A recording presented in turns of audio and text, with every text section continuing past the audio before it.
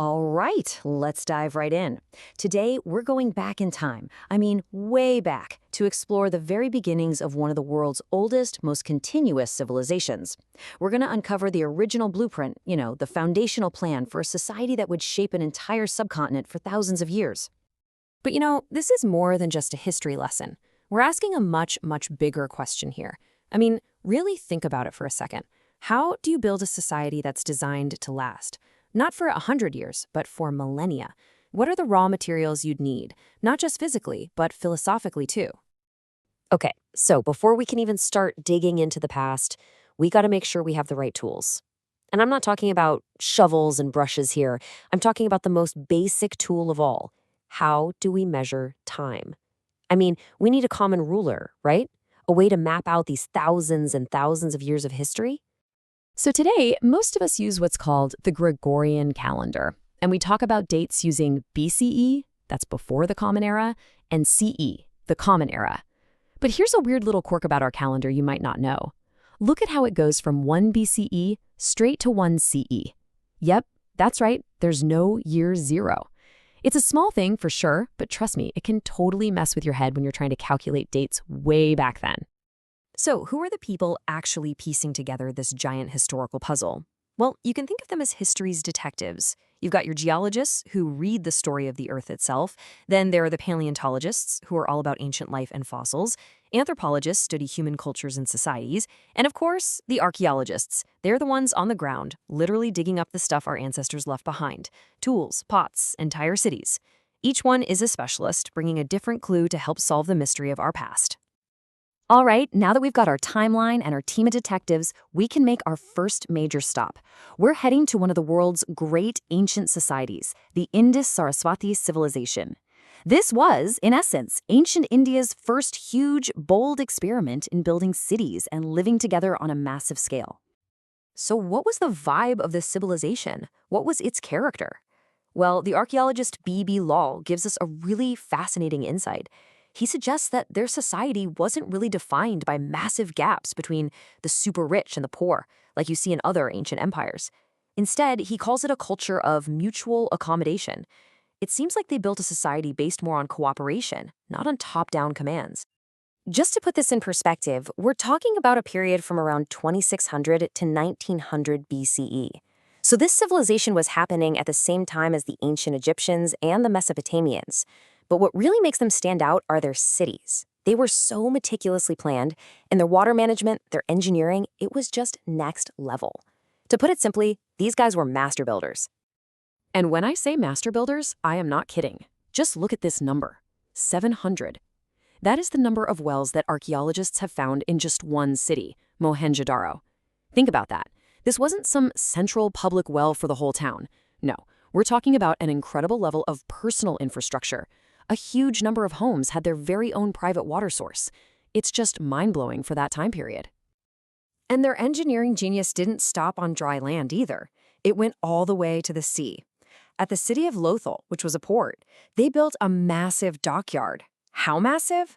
217 meters long. To give you an idea, that's longer than 2 American football fields laid end to end. This wasn't just a place to park some boats. It was a seriously sophisticated hub for international trade, connecting them to the rest of the ancient world. But then, around 1900 BCE, this incredible urban experiment, it started to fall apart. And the mystery is, what happened? Well, the evidence doesn't point to a big war or a foreign invasion. The culprit seems to have been something much more powerful: climate change. The region started getting drier, and the Great Sarasvatī River, which was the lifeline for so many of their cities, it just started to dry up. It's a pretty sobering reminder from 4,000 years ago, isn't it? That a civilization's fate is completely tied to its environment.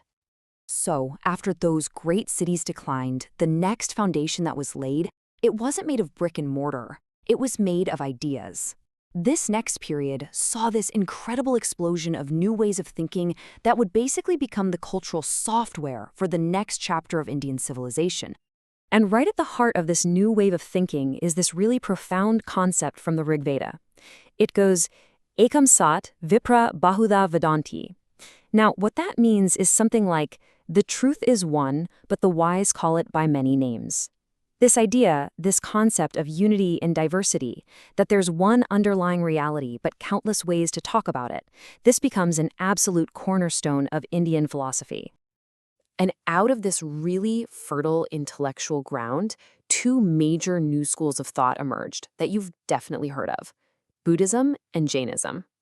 And what's interesting is that both were really focused on the same core problem: how to understand and end human suffering. Buddhism laid out a path of inner discipline to reach enlightenment. Jainism, on the other hand, put this incredible emphasis on ahimsa, or nonviolence, towards every single living thing, and this other cool idea called anekantavada, which basically means that truth is complex and has many sides. And you know what's so fascinating? It's how these huge ideas got passed down through generations. It wasn't always in, heavy, dense philosophical books. A lot of it was through stories. Get this. On a piece of pottery from Lothal, a pot that's over 4,000 years old, archaeologists found a drawing, and it looks for all the world like it's telling the fable of the thirsty crow. The one about using pebbles to raise the water level. It's a story about being clever that kids in India still learn today. That's just an incredible, unbroken line of culture, passed down through a simple story. So, we have the physical blueprint from the first cities, and now we have these new, powerful cultural and philosophical ideas. With both of those foundations in place, India was ready for its next great building boom. After a pretty long gap, we're talking almost 1,000 years, cities started rising from the ground again, and we call this period the second urbanization. But this new wave of city building was different. It had some really fundamental changes. First, the chi technology changed. The go-to metal was now iron, which is way stronger than bronze. The location also shifted. The center of civilization moved from the Indus River basin over to the super fertile Ganga plains. And finally, the politics evolved. It wasn't just about individual city-states anymore. Now we're seeing larger territories, actual states, called Janapadas. You can kind of think of them as the first real kingdoms. Over time, these Janapadas grew and merged into 16 major states, which we call the Mahājanapadas. These were the first big, organized states in the region, with powerful players like Magadha and Kosala. But here's the really mind-blowing part. Not all of them were kingdoms ruled by a king. Some of them, like the state of Vaji, were actually republics. They had assemblies that made decisions and chose their rulers. This was one of the world's very first experiments with a form of democratic government. How cool is that? So, what was the engine driving this new age? Well, it really came down to two game-changing technologies. First, the widespread use of iron. That meant better tools for farming, which meant more food, and, of course, stronger weapons. And second, for the very first time, we see money, specifically punch-marked coins. This completely revolutionized trade and allowed economies to become way more complex than ever before. Okay, so you've got new technology, you've got organized states, you've got booming trade. All of these pieces were coming together.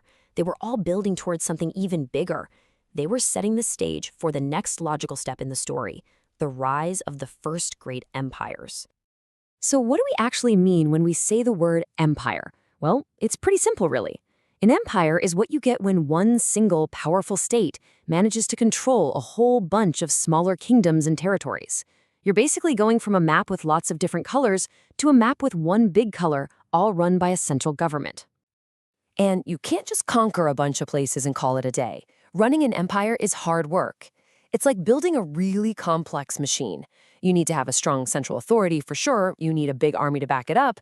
You have to build a whole system of administration to do things like collect taxes. You got to make laws, regulate trade, control resources. And maybe most importantly, you have to build communication networks to hold the whole enormous thing together. So, let's just recap.